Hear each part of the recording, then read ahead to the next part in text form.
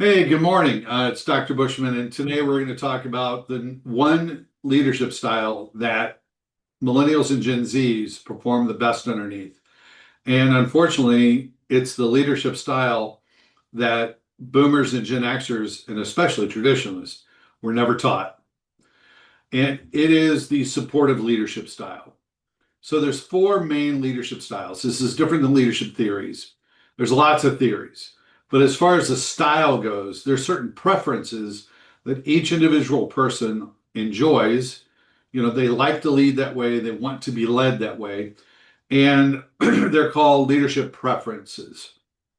What's crazy is there's a difference between how each generation, or in particular, a massive divide between the pre-technology and post-technology, are analog versus digital generations.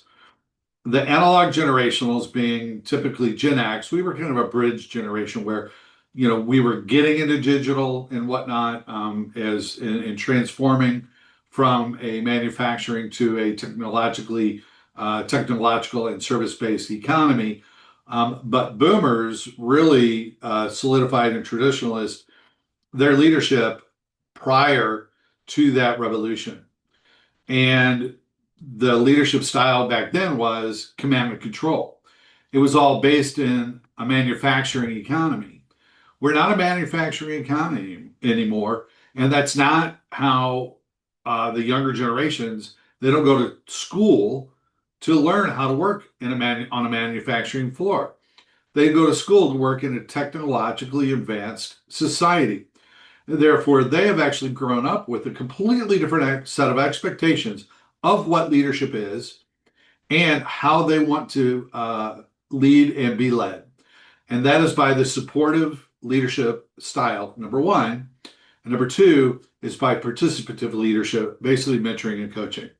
Sadly, unless you were an athlete or an apprentice, you were not exposed, the older generations were not exposed to mentoring and coaching either one. And so again, we have this big generational gap. So what I'm simply saying is if you're a current Gen X or boomer leader, you're going to have to go back to leadership school. And you're going to have to learn how to be a coach, be a mentor, and be a supportive leader.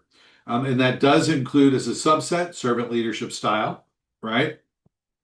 But there's a lot more to supportive leadership, and it's wrapped up in industrial psychology or positive leadership psychology. Those are all things that are part of the course that you're listening to right now.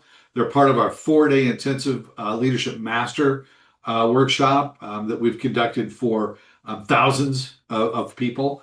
Over 1,000 Florida government employees have been through some form of our leadership training. And it focuses on multi-generational team leadership, focuses on creative and leading through change, positive leadership psychology, strength-based coaching training, employee development, and then working with your strengths, Clifton Strengths for managers and leaders, all things that are part of learning how to be a supportive leader. If you're a Gen Z or a millennial, I encourage you to also take the rest of this course because it's critical. And again, have some mercy towards the older generations. The older generations were not brought up in the environment in which you were, and the environment of today's workforce in today's society, we perform, and most people perform best underneath the supportive leadership style. And so if you want to learn more, subscribe to the channel and take a few of our more videos or our online course. Yeah, I appreciate y'all, and signing off. And again, if you want to reach out to me, my email is greg@sld360.com. Greg@sld360.com. Take care.